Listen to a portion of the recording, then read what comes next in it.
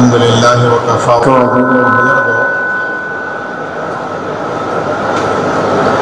دنیا میں جتنی محنتیں ہو رہی ہیں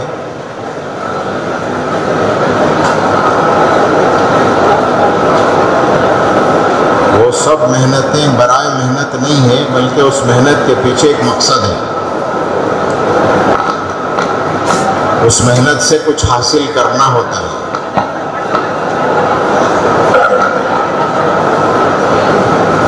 مثال کے طور پر زراعت کی محنت ہے۔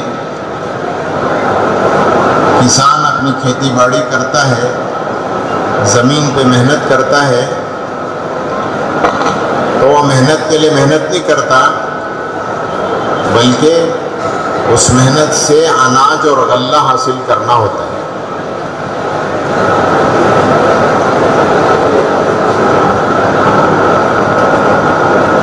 نہ دن دیکھتا ہے، نہ رات دیکھتا ہے، نہ بارش دیکھتا ہے، نہ دھوپ دیکھتا ہے، اپنے خون کو پسینے کی طرح بہا دیتا ہے اور زمین پہ اتنی محنت کرتا ہے کہ اس زمین سے اسے غلہ لینا مقصود ہوتا ہے، اس زمین سے اسے اناج لینا مقصود ہوتا ہے۔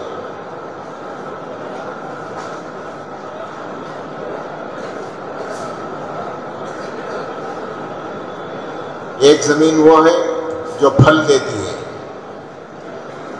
باغ کہتے ہیں۔ باغبان اپنے باغ پہ محنت کرتا ہے تو وہ پھل لینے کے لیے محنت کرتا ہے۔ یہ پورا علاقہ ماشاءاللہ آم کا علاقہ ہے، کیوں بھائی؟ فصل یہاں بھی ہوتی ہے، دوسری جگہ سے بھی فصل ہو کے یہاں آتی ہے۔ باغبان اپنے باغ پہ جو محنت کرتا ہے وہ پھل لینے کے لیے محنت کرتا ہے۔ اسی طرح تاجر تجارت پہ محنت کرتا ہے تو وہ تجارت کے لیے تجارت نہیں کرتا، بلکہ اس تجارت سے نفع اٹھانا مقصود ہوتا ہے، اس تجارت سے مال کمانا اسے مقصود ہوتا ہے۔ ایک آدمی ملازم ہے اور وہ ملازمت پہ جا رہا ہے، دفتر پہ جا رہا ہے، جاب پہ جا رہا ہے، فیکٹری اور کمپنیوں پہ جا کے وہ محنت کرتا ہے، پورا مہینہ پابندی کے ساتھ وہ جا رہا ہے، ملازمت کے لیے جا رہا ہے۔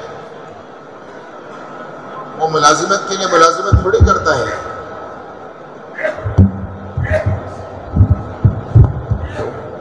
کیا ہوا؟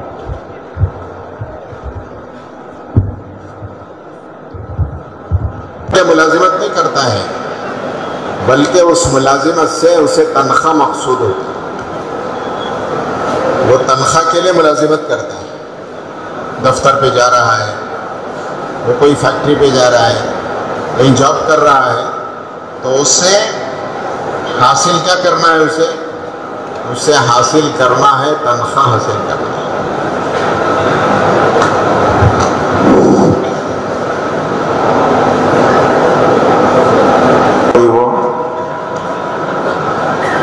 انتظام میں گئی، آپ بھی انتظام والوں کو دیکھ رہے تھے، جدھر نظر گئی ادھر خیال گیا۔ اسی لیے کہتے ہیں نظر شیطانوں کے تیروں میں سے ایک تیر ہے۔ شیطان پہلے نظر اچکتا ہے، اس کے بعد دھیان اچک کے لے جاتا ہے۔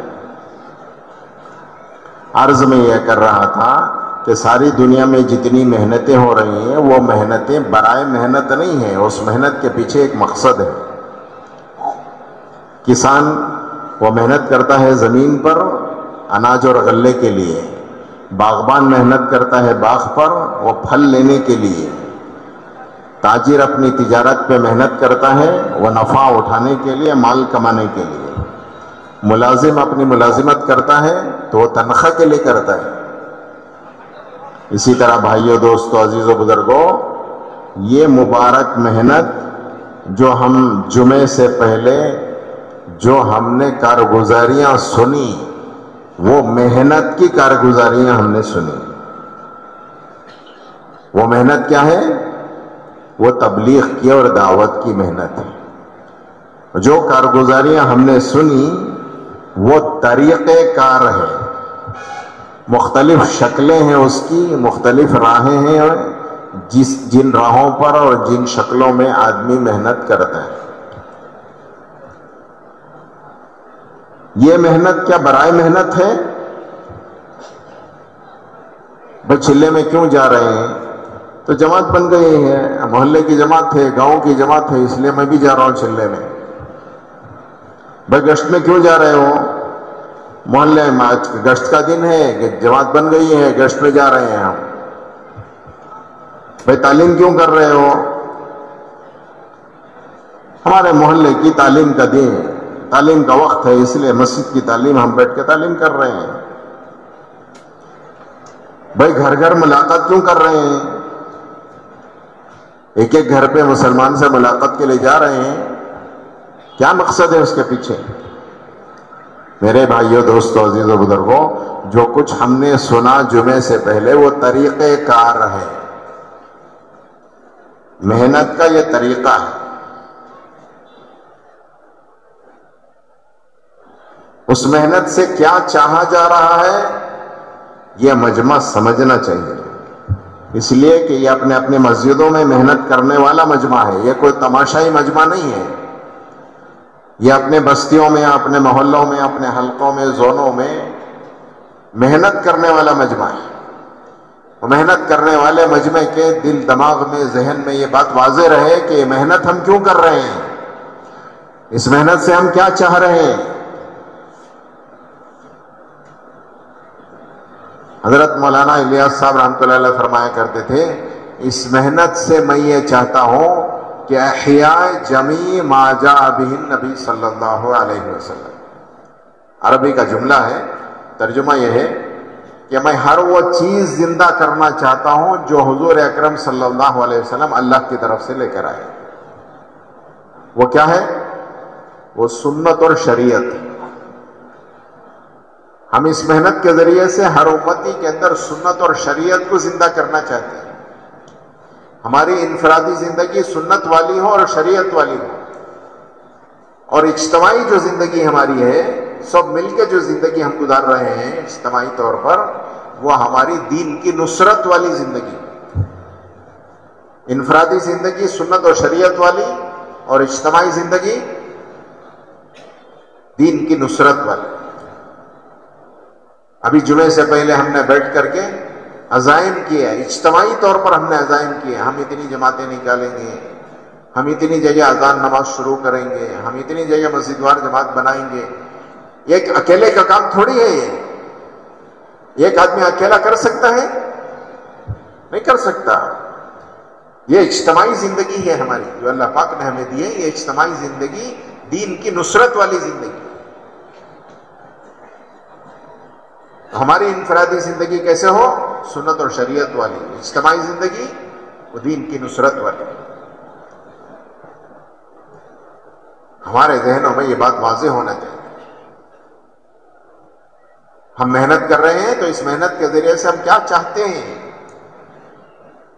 ایک اور جگہ مولانا الیاس صاحب رحمۃ اللہ علیہ فرمایا کرتے تھے، حضور اکرم صلی اللہ علیہ وسلم نے جس سطح کا دین امت میں، صحابہ میں زندہ کر کے گئے، اس سطح کا دین پھر سے اس امت میں زندہ ہو جائے. جس سطح پر امت کو چھوڑ کر گئے، کیسے چھوڑ کے گئے؟ 100% دین 100% امت میں پوری حقیقت کے ساتھ زندہ تھا. وہ سطح دین کی محنت کے ذریعے سے ہم اس امت میں زندہ کرنا چاہتے ہیں. دین کی وہ سطح، اس کے لیے کیا کرنا ہے؟ اس کے لیے ہمیں مقصد کو سامنے رکھ کر ہمیں محنت کرنا ہے. ہمارا یہ ہدف ہے، ہمارا یہ گول ہے، ہماری یہ منزل ہے. ہم یہ حاصل کرنے کے لیے محنت کر رہے ہیں.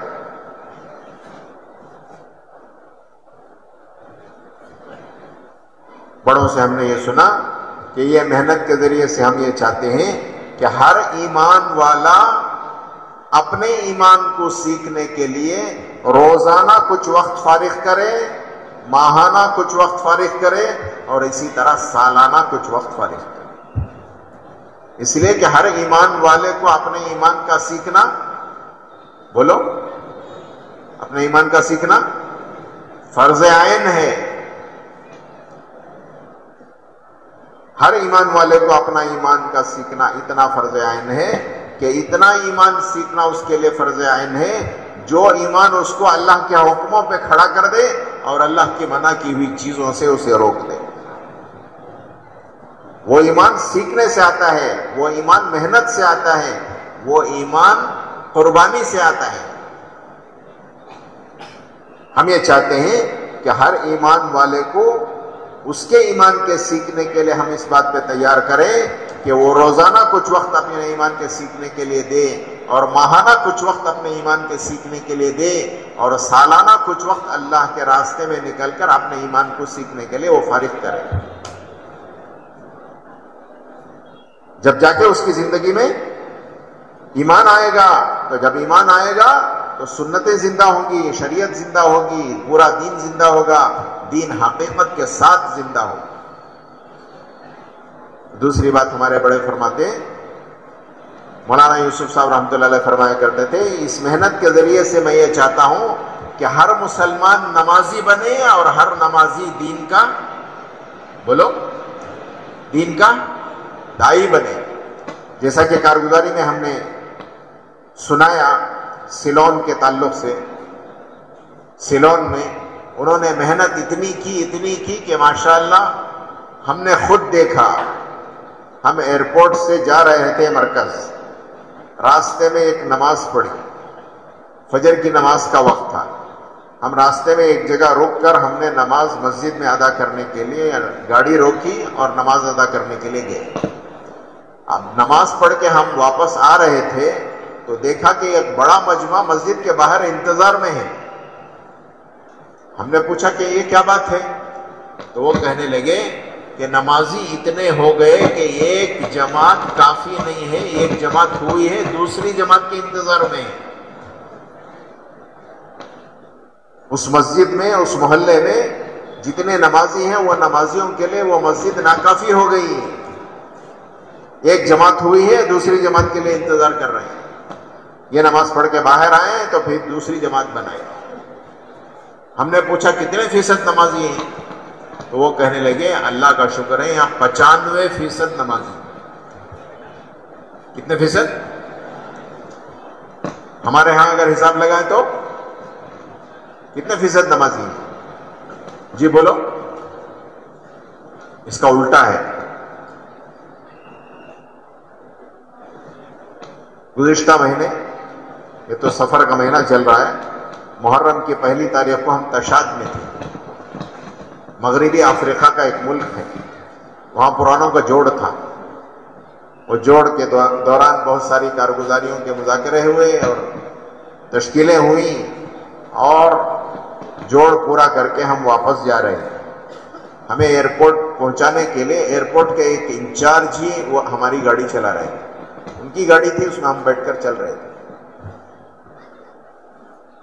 ہم نے ان سے پوچھا ایسے ہی، ماشاءاللہ پرانا کا آپ کا جوڑ ہوا، تمہارے ملک میں 4 مہینے لگائے ہوئے ساتھی زیادہ ہیں، چلے والے ساتھی کم ہیں، ایسا کہیں ہے؟ بولو بھائی، ایسا کہیں ہے؟ تو ہم نے کارگزاری میں سنا تو انہوں نے جب حساب لگا کے بتایا تو ان کے 4 ماہ والے زیادہ ہیں، چلے والے کم ہیں. ہم نے کہا یہ دوسرا ملک ہم دیکھ رہے ہیں. پہلا ملک چند سال پہلے ہم نائجیریا گئے تھے، وہاں کارگزاری میں معلوم ہوا کہ وہاں بھی 4 مہینے والے زیادہ ہیں، چلے والے کم ہیں. اب یہ دوسرا ملک ہمارے سامنے آیا ہے کہ پوری دنیا میں 4 ماہ والے زیادہ ہیں اور چلے والے کم ہیں. اس کی برکت یہ دیکھی کہ جب ہم ایئرپورٹ جا رہے تھے ہم نے ان سے ایسے ہی پوچھا تو یہاں کتنے فیصد نمازی ہیں؟ تو وہ گاڑی چلانے والے، وہ ایئرپورٹ کے انچارج تھے، وہ فرمانے لگے آپ نے کیا پوچھا؟ تو گویا ان کے لیے وہ سوال ہی تعجب والا تھا. تو ہم نے واضح کر دیا ہو سکتا ہے یہ نہیں سمجھے ہوں، اس لیے ہم نے پوچھا کہ کتنے لوگ نماز پڑھتے ہیں، کتنے لوگ نہیں پڑھتے۔ جب یہ سوال واضح ہوا تو انہوں نے کہا کہ یہ جو راستے میں ہر نکڑ پہ، ہر کارنر پہ ایک عمارت دیکھتے ہو، وہ کوئی 3 4 5 منزلہ عمارت نہیں تھی، وہ تو گراؤنڈ لیول کی تھی، 1 فلور کی تھی، گراؤنڈ فلور کی۔ ہر نکڑ پہ ایک ایک عمارت آپ دیکھ رہے ہو، یہ سب یہاں کے مصلے ہیں، اور جو مینار نظر آ رہا ہے وہ مسجد ہے۔ مسجدوں میں جمعہ ہوتا ہے، اور یہ باقی مصلوں میں 5 وقت کی نماز ہوتی ہے۔ تو اس کا کیا مطلب ہے؟ یہ جو آپ ہمیں دکھاتے جا رہے ہیں، اس کا کیا مطلب ہے؟ تو وہ کہنے لگے کہ اللہ کا شکر ہے، اللہ کا احسان ہے کہ اذان ہوتی ہے تو کوئی مسلمان اذان کے بعد باہر نہیں رہتا، وہ یا تو مصلی میں آتا ہے یا تو مسجد میں آتا ہے۔ کیا مطلب؟ جی کیا مطلب؟ اس کے بعد انہوں نے ایک جملہ فرمایا کہ مسلمان ہو نماز نہ پڑھے، اس کا ہمارے پاس تصور ہی نہیں ہے۔ محنت بعد میں پہنچی، اللہ پاک نے ان کو آگے بڑھا دیا۔ غرض یہ میرے دوست بزرگوں، کولار ضلع میں کتنے سال سے تبلیغ ہو رہی ہے؟ پرانے ساتھی اور بوڑھے ساتھی جو ماشاءاللہ ہمارے پاس ہیں، یہ ذرا بتائیں کتنے سال سے ہو رہی ہے تبلیغ؟ جی کتنے سال سے ہو رہی ہے بھائی؟ کوئی بتا سکتے ہیں؟ جی عبد المجید صاحب فرما رہے ہیں 50 سال سے۔ میرا اندازہ ہے 50 سال سے زیادہ عرصہ ہوگا۔ تبلیغ کو اس ملک میں 100 سال پورے ہونے کو جا رہے ہیں، 1 صدی پورے ہونے کو جا رہی ہے۔ ماشاءاللہ 50 سال سے محنت ہو رہی ہے کہ پوری کارگزاری میں ہم نے کہیں یہ سناتے ہوئے ہم نے نہیں سنا کہ ہمارے تعلق میں اتنی بستیاں 100% نمازی بن گئے۔ کیوں بھائی؟ کسی نے سنایا؟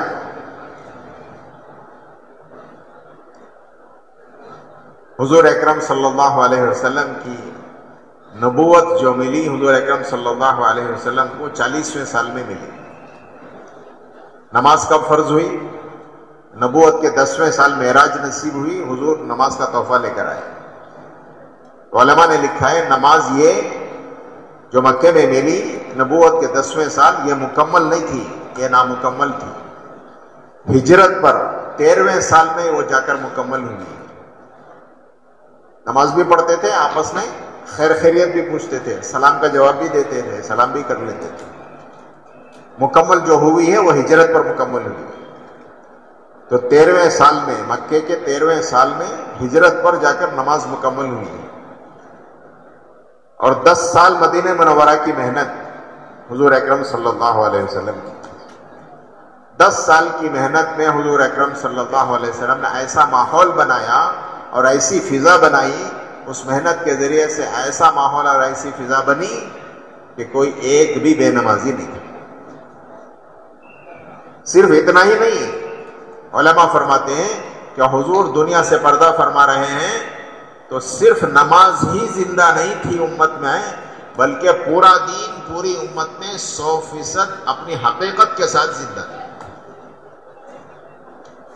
اتنے سال سے محنت ہو رہی ہے، ابھی تک ایک بستی، ایک گاؤں، ایک محلہ ابھی تک ہم نہیں بتا سک رہے جس کے 100% مسلمان نمازی ہو۔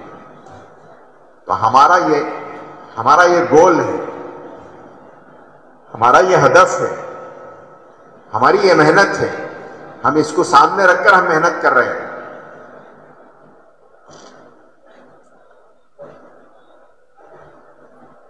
ہر مسجد والے اپنے اطراف دیکھیں کتنے مسلمان ہیں، اور ہر مسلمان کو ہمیں نمازی بنانا ہے۔ حضرت شیخ رحمۃ اللہ علیہ، مولانا زکریا صاحب رحمۃ اللہ علیہ اپنی کتاب میں لکھتے ہیں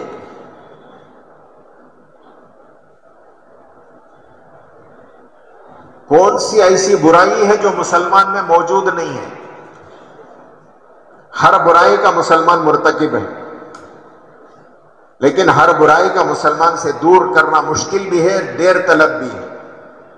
لیکن ہر مسلمان کو خوشامد کر کے، ہر مسلمان کی ٹھوڑیوں میں ہاتھ ڈال کر، ہر مسلمان کو سمجھا بجھا کر، اس کی منت و سماجت کر کے، اس کی خوشامد کر کے، اس کو اللہ کے گھر لانا، اللہ کے سامنے نماز میں کھڑا کر دینا، یہ کوئی مشکل بھی نہیں ہے، یہ کوئی دیر بھی نہیں لگی۔ تبلیغ والے کیا کرتے ہیں؟ روزانہ گھر گھر جا کر ملاقات کر کے ذہن بناتے ہیں، انفرادی دعوت دے کر کے ان کی ذہن سازی کرتے ہیں، اور عمومی گشت میں ہفتے میں ایک مرتبہ جا کر ایمان کی نسبت پر ملاقات کر کے اور نماز کے عنوان پر نقد اٹھا کے مسجد میں لاتے ہیں۔ یہی تو کام ہے۔ گشت میں جا کر اور کیا کرتے ہیں عمومی گشت؟ ہمارا کام تو بس اتنا ہے کہ ہر ایمان والے پر محنت کر کے، اس کی خوشامد، اس کی منت و سماجت کر کے، اس کو سمجھا بجھا کر اللہ کے گھر لانا اور اللہ کے سامنے نماز میں کھڑا کر دینا، اتنا ہمارا کام ہے۔ پھر اللہ اپنا وعدہ پورا کرے۔ اللہ کا وعدہ کیا ہے؟ ان الصلاۃ تنہی عن الفحشاء والمنکر، بے شک نماز روکتی ہے تمام ناشائستہ حرکتوں سے اور تمام فحش باتوں سے۔ ایک شخص آئے حضور کی خدمت میں آ کر کے عرض کیا، یا رسول اللہ صلی اللہ علیہ وسلم، یہ شخص چوری بھی کرتا ہے، نماز بھی پڑھتا ہے، تو حضور نے کیا ارشاد فرمایا؟ ان قریب اس کی نماز اس کو اس عمل سے روک دے۔ تو اس لیے ہمیں محنت مقصد کو سامنے رکھ کر ہم کر رہے ہیں۔ 3 دن کی جماعت میں لے گئے ساتھی کو، 3 دن کی جماعت میں گیا اور 15 نمازیں اس نے پڑھی، سر پر اذان ہو رہی ہے، مسجد میں ہے، کہاں جائیں گے؟ نماز نہیں پڑھتے تھے، حدیثیں پڑھی، نماز کے چھوڑنے کا کیا گناہ ہے، نماز کے چھوڑنے کی کیا وعیدیں ہیں یہ سنے، نماز پڑھنے کا کیا فائدہ ہے یہ سنا، تو نماز کا اہتمام آ گیا۔ چلے کی جماعت میں گئے اور چلے کی جماعت میں جا کر یہ حدیث سنی کہ جو شخص 40 دن تکبیر اولیٰ کے ساتھ نماز پڑھے اس کو اللہ پاک 2 پروانے دیتے ہیں، ایک نفاق سے بری ہونے کا اور ایک جہنم سے آزادی کا۔ تو اس نے ارادہ کیا مجھے 40 دن تکبیر اولیٰ کے ساتھ نماز پڑھنا۔ اب 40 دن اس نے تکبیر اولیٰ کے ساتھ نماز پڑھی تو جماعت کا اہتمام ہو گیا، واپس آ کر وہ جماعت کے ساتھ نماز پڑھنے والا بن گیا۔ اس طرح محنت کر کے ہمیں لے جانا ہے اور ہمیں ہر مسلمان کو نمازی بنانا ہے اور ہر نمازی کو دین کا داعی بنانا ہے۔ یہ ہمارے محنت کے ہدف ہے۔ اور تیسری بات میرے دوست بزرگوں، ہر مسلمان قرآن کی تلاوت کرنے والا ہو جائے، ہر مسلمان اللہ کا ذکر کرنے والا ہو جائے، اور ہر مسلمان وقتاً فوقتاً کی جو مسنون دعائیں ہیں جو حضور نے سکھائی ہیں، مسجد میں داخل ہو تو کیا پڑھے، مسجد سے باہر نکلے تو کیا پڑھے، کھانا کھائے تو کیا پڑھے، کھانے سے فارغ ہو تو کیا پڑھے، سفر میں جاؤ تو کیا پڑھے، سواری میں سوار ہو تو کیا پڑھے، پانی پیے تو کیا پڑھے، سونے کے لیے گئے تو بستر پہ کیا پڑھے، نیند سے جاگے تو کیا پڑھے۔ کوئی موقع مسلمان کا ایسا حضور نے نہیں چھوڑا جس میں اللہ کو یاد نہ کیا ہو۔ کس موقع پر اللہ کے رسول صلی اللہ علیہ وسلم نے اللہ کو کس طرح یاد کیا؟ یہ مسنون دعائیں، ان مسنون دعاؤں کے ذریعے سے اور اللہ کے ذکر کے ذریعے سے اور قرآن پاک کی تلاوت کے ذریعے سے اور نفلوں کے ذریعے سے اور انفرادی دعا کے ذریعے سے ہر ایمان والا اپنے اللہ سے اتنا اپنا تعلق مضبوط کرے کہ یہ جو چاہے اللہ پاک اس کو عطا کر دے۔ اس کو سامنے رکھ کر ہم محنت کر رہے ہیں، تو محنت کرنے والوں میں یہ چیز زندہ ہو رہی ہے۔ اور چوتھی بات میرے دوست بزرگوں، ہمارے بڑے یوں فرماتے ہیں کہ تعلیم کے حلقوں میں بیٹھ کر فضائل اتنے سنیں، حدیثیں اتنے فضائل کے سنیں کہ عمل کے وقت میں وہ حدیثیں ہمیں یاد آ جائیں، عمل کے وقت میں وہ فضیلت کے حاصل کرنے کی امید میں اور اللہ کے وعدوں کے یقین کے ساتھ حضور کی بشارتوں کی حاصل کرنے کی امید میں آدمی عمل کرنے والا بن گیا۔ آج عمل کسی نہ کسی درجے زندہ ہے امت میں، نماز بھی زندہ ہے، اللہ کا ذکر بھی زندہ ہے، روزہ بھی زندہ ہے، زکوٰۃ بھی زندہ ہے، اور حج اور عمرہ بھی زندہ ہے، صدقہ خیرات بھی زندہ ہے. کسی نہ کسی درجے امت میں اعمال زندہ ہیں، لیکن بڑے فرماتے ہیں یہ اعمال بے جان ہیں، یہ حقیقت سے خالی. اس میں جان آئے، اس میں حقیقت آئے، اس کے لیے کیا کرنا ہے؟ اس کے لیے تعلیم کے حلقوں میں بیٹھنا ہے، فضائل کو اتنا سننا ہے کہ وہ فضائل عمل کے وقت میں ہمیں یاد آ جائیں، کہ وہ عمل کے وقت میں وہ فضائل کے حاصل کرنے کی امید میں اور اللہ کے وعدوں کے یقین کے ساتھ حضور کی بشارتوں کی امید حاصل کرنے کی امید میں ہم عمل کرنے والے بن جائیں گے، تو انشاءاللہ عمل کی کیفیت بدل جائے گی. جب عمل کی کیفیت بدلے گی تو اللہ اپنا وعدہ پورا کریں گے. حضور نے جو بشارتیں سنائی ہیں وہ بشارتیں انشاءاللہ پوری ہوں گی. یہ چیزیں ہمارے اندر پیدا کرنا ہے. اس کے لیے کہتے ہیں کہ یہ جو اعمال ہمیں دیے گئے ہیں، 5 اعمال مقامی اعمال، روزانہ کے 3 عمل، کیا کیا بولو؟ تعلیم، مسجد گھر کی، روزانہ کا مشورہ اور روزانہ کی ملاقاتیں اور محنت، یہ 2.5 گھنٹے، یہ 3 عمل، اور ہفتے کے 2 گشت اور مہینے کے 3 دن. یہ 5 اعمال کیسے کرنا ہے؟ یہ مقصد حاصل ہو، ہم یہاں تک پہنچیں، ہم یہ حاصل کرنے والے بنیں، ہمارا ہدف یہ ہے، اسے سامنے رکھ کر ہم محنت کریں گے. تو محنت کیسے کرنا ہے؟ تو بڑوں نے فرمایا کہ یہ محنت 4 شرطوں کے ساتھ کرنا ہے. کیسے کرنا ہے؟ 4 شرطوں کے ساتھ کرنا ہے. پہلی شرط یہ کہ جو اعمال ہمیں دیے گئے ان اعمال میں استقامت کے ساتھ ہم کریں. کبھی کیا کبھی چھوڑ دیا ایسا نہ ہو. مداومت کے ساتھ کریں، تسلسل کے ساتھ کریں، اہتمام کے ساتھ کریں، استقامت کے ساتھ کریں. دنیا کو اللہ پاک نے حالات کا گھر بنایا ہے، حالات آتے رہیں گے اور جاتے رہیں گے، لیکن حالات سے متاثر ہو کر ہمیں اعمال کو نہیں چھوڑنا ہے. ہر حال میں کرنے کی نیت بھی کرنا اور ہر حال میں کرنے کے لیے اللہ سے دعائیں بھی مانگنا. استقامت کی کیا دعا ہے؟ اللہ کے رسول صلی اللہ علیہ وسلم نے سکھایا ہے، اور قرآن پاک میں یہ دعا موجود ہے. ربنا لا تزغ قلوبنا بعد اذ ہدیتنا وہب لنا من لدنک رحمہ انک انت الوہاب. یہاں رحمت کی تفسیر مفسرین کرام نے استقامت سے کیا. اے ہمارے رب، ہمارے قلوب کو ٹیڑھے نہ کر دے، ہدایت پا جانے کے بعد گمراہ ہونے سے ہماری تو حفاظت کر. استقامت اسی کو کہتے ہیں. جو عمل کرو وہ اہتمام کے ساتھ کرو، ہمیشہ کرو، چاہے وہ تھوڑا ہی کیوں نہ ہو. اس میں کبھی کیا کبھی چھوڑ دیا ایسا نہ ہو. پہلی شرط یہ استقامت کے ساتھ کرنا. اور دوسری شرط یہ جو اعمال ہمیں دیے گئے ہیں وہ اعمال کو وقت کے تعین کے ساتھ کرنا ہے. جس طرح نماز کے اوقات متعین ہیں، فجر کا وقت کب شروع ہوتا ہے کب ختم ہوتا ہے، ظہر کا وقت کب شروع ہوتا ہے کب ختم ہوتا ہے، نمازوں کے اوقات ہیں. اسی طرح جو اعمال ہمارے 5 اعمال ہیں، یہ 5 اعمال کے وقت کے تعین کے ساتھ ہم کریں. بھائی تعلیم کب ہے؟ ہماری یہ مسجد کی تعلیم ہے، اس میں فلاں نماز کے بعد اتنی دیر تعلیم ہوتی ہے. وقت کے تعین کے ساتھ ہمارا عمل ہو، چاہے وہ گشت ہو، چاہے وہ 3 دن ہو، چاہے وہ چلہ ہو. 3 دن کا ہفتہ میرا طے ہے، عمومی گشت کا دن طے ہے، نمازیں 2 نمازوں کے درمیان کا وقت ہے. چلہ فلاں مہینے میں میرا طے ہے، وقت کے تعین کے ساتھ ہمارے اعمال ہو. مشورے کا وقت متعین ہے، 2.5 گھنٹے فلاں وقت میں میرے 2.5 گھنٹے ہیں. اس طرح وقت کے تعین کے ساتھ ہمارے اعمال ہوں گے تو پھر انشاءاللہ ہم ہدف تک پہنچیں گے، ہم منزل تک پہنچیں گے. اور تیسری بات میرے دوست بزرگوں، ہمارے بڑے فرماتے ہیں کہ عمل پورا ہو، عمل ناقص نہ ہو. کیا ہو؟ عمل پورا ہو، ناقص نہ ہو.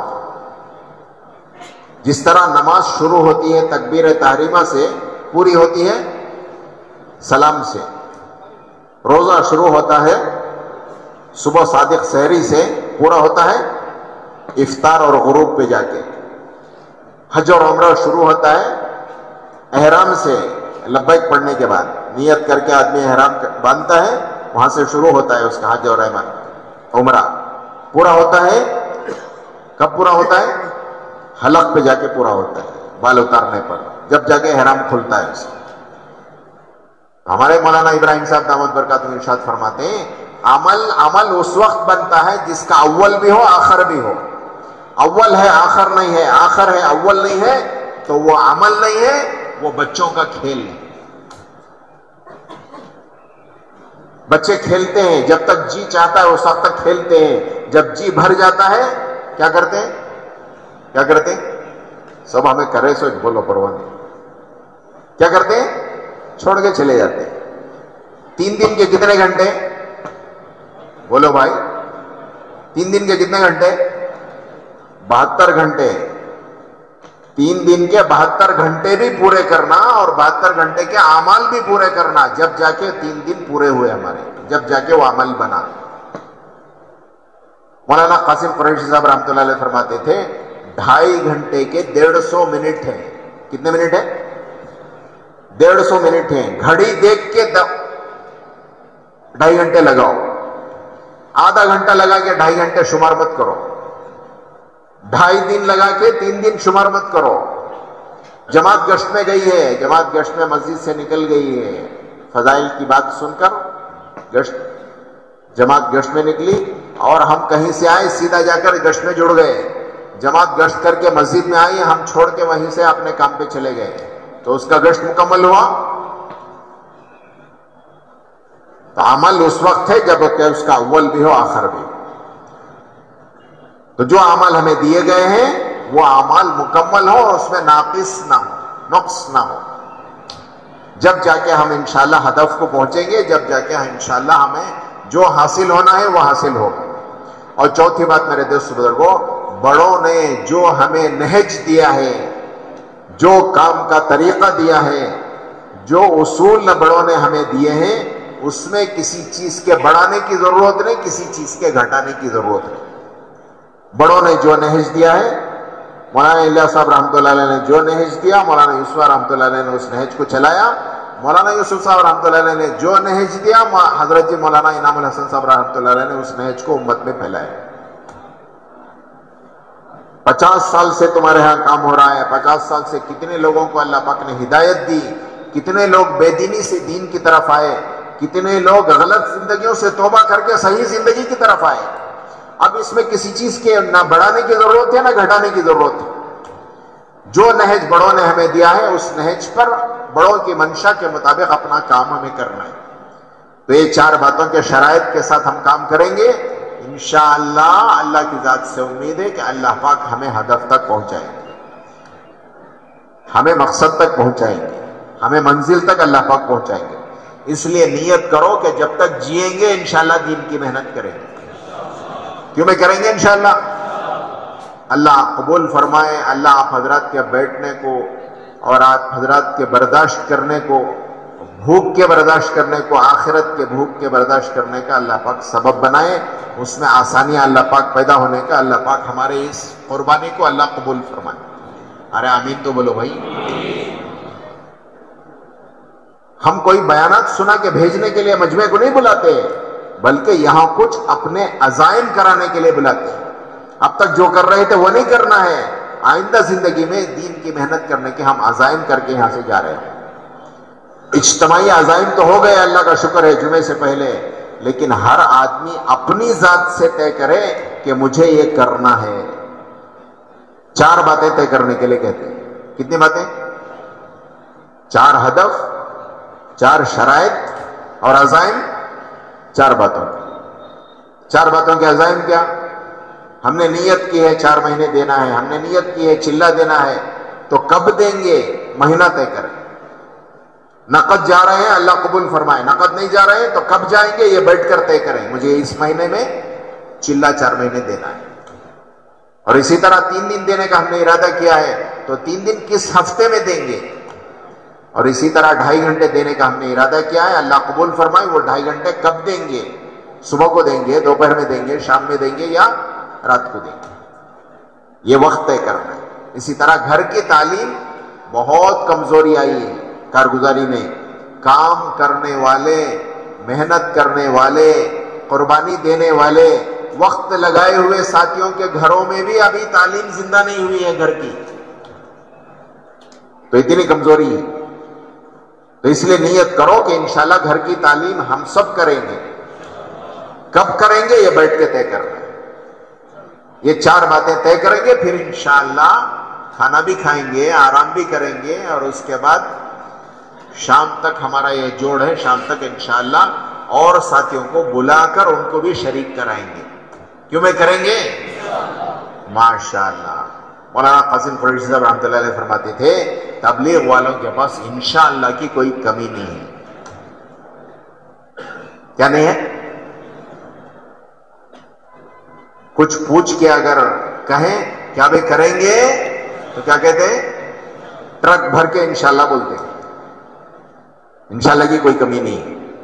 بہرحال وہ بھی ایک درجہ ہے، جب تک اللہ نہ چاہے اس وقت تک کون کیا کر سکتا مولی صاحب، لیکن اتنا کافی نہیں ہے، بلکہ یہ بات بیٹھ کر طے کریں کہ مجھے 4 مہینے چلہ اس مہینے میں دینا ہے، 3 دن اس ہفتے میں دینا ہے، اور 2.5 گھنٹے یہ وقت دینا ہے، اور اسی طرح گھر کی تعلیم اس وقت کرنا ہے۔ یہ 4 باتوں کے عزائم کرو۔ اللہ پاک عزائم کرنے والوں کو پسند کرتے ہیں۔ اللہ پاک اللہ تعالیٰ کو وہ دل محبوب ہے جس دل میں اللہ کے دین کی محنت کے عزائم ہیں۔ جو عزائم کرتے ہیں اللہ پاک ان سے کام لیتے ہیں۔ جو اسباب میں پڑ جاتے ہیں، بعض مرتبہ اسباب آدمی کو غفلت میں ڈال دیتے ہیں۔ اسباب والے یہ سمجھتے ہیں کہ ہمارے پاس سب کچھ ہے، ہم کر لیں گے، لیکن میرے دوست بزرگوں، اسباب والے بعض مرتبہ غفلت میں پڑ جاتے ہیں۔ اس لیے جو ترتیب ہمارے بڑوں نے دی ہے وہ ترتیب اتنی آسان ہے، اور اتنی ہر آدمی اس ترتیب کو اپنی زندگی میں لے سکتا ہے۔ جو کچھ اللہ پاک نے ہمیں دیا ہے اس کو 10 حصے کرو، اور 10 حصے کر کے 9 حصے دنیا کے لیے لگا دو، 1 حصہ دین کی محنت کے لیے لگاؤ، تو وہ 1 حصہ انشاءاللہ 10 حصے کے برابر اللہ پاک ثواب دیں گے۔ روزانہ کے 2.5 گھنٹے 24 گھنٹے کا 10واں، 9 حصے دنیا کے لیے، 2.5 گھنٹے اللہ کے دین کے لیے۔ مہینے کے 30 دن 27 دن دنیا کے لیے، 3 دن اللہ کے دین کی محنت کے۔ سال کے 365 دن، اس میں 365 دن میں 325 دن دنیا کے لیے، 40 دن اللہ کے دین کے۔ اللہ پاک کا وعدہ ہے جو ایک نیکی لے کر آئے گا کم سے کم اللہ پاک اس کا جو ثواب دیں گے کتنا دیں گے؟ 10 گنا بڑھا کر اللہ دیں گے۔ آپ کے ہاں کہیں مال وغیرہ ہیں، بڑے بڑے بازار، بائی ون گیٹ 1 فری، کیوں میں بولتے نہیں بولتے؟ دیکھا ہے کہیں لکھا ہوا؟ تو زیادہ سے زیادہ ایک آدمی دے گا تو کتنا دے گا؟ بائی 1 گیٹ 2 فری، اس سے زیادہ تو کوئی نہیں دے سکتا۔ لیکن اللہ پاک اتنے کریم ہے، ایک نیکی کرو تو کتنا دے رہے؟ کتنا دے رہے؟ کم سے کم 10، 9 فری۔ اس سے بڑا کریم اور کون ہو سکتا ہے؟ تو ہم اس سے فائدہ نہ اٹھائیں تو ہم سے بڑا محروم کون ہو سکتا ہے؟ اس لیے نیت کرو بھائی، انشاءاللہ یہ عزائم کر کے ہمیں یہاں سے جانا ہے۔ اللہ آپ حضرات کو جزائے خیر دے۔ اتنی دیر بیٹھ کر کے آپ نے بات سنی، اب چند منٹ کی بات ہے، یہ چند منٹ بیٹھ کر کے یہ عزائم۔ میں ہوں سید منیر، سن میرے رب یہ دعا، میں ہوں سید منیر۔